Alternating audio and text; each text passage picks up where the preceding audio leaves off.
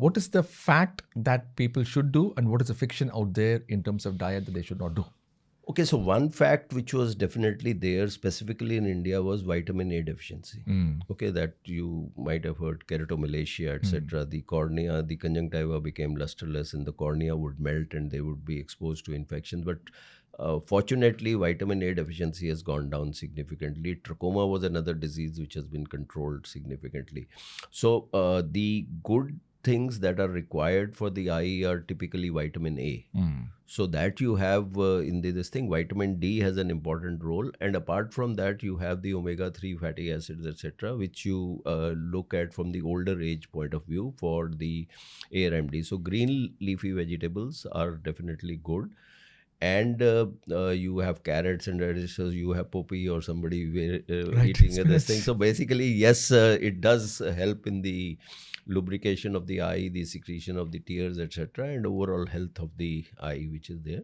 So these are actually good foods. Bad foods are also something which is important. So smoking is very bad for the eye per se because it can lead to optic nerve damage. It can lead to retinal problem, diabetic retinopathy, etc., blood pressure, lipids being bad, diabetes, etc. These are again things which one has to take care of for the Should general control. health of the eye. Any fiction that you wish that the patient change? They'll come with so much amount of confidence that this definitely works for eye health. Oh no, they feel that if they take one gajar a day, they won't need anything. But that's something which can at least best be a supplement.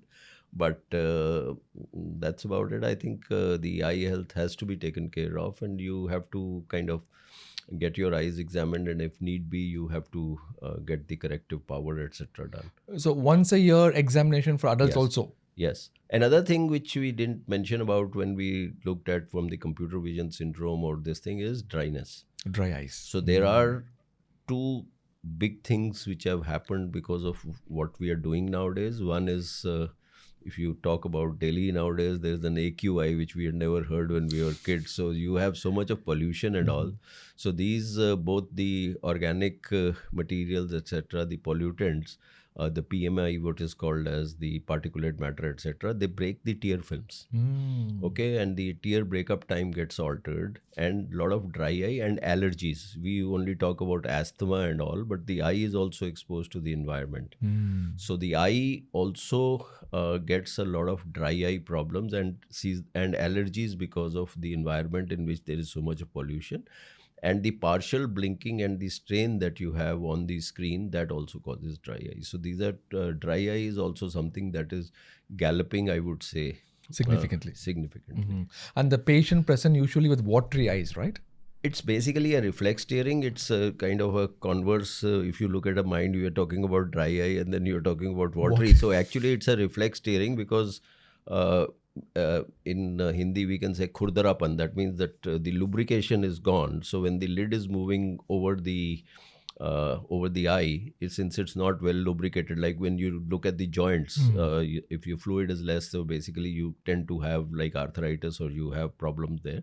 So similarly, this causes reflex tearing. So initially, yes, there would be irritation, there will be redness, there will be watery, there will be scratchy eyes. That is what it is, and then it becomes more and more acute. You could have problems in the conjunctiva and finally in the cornea.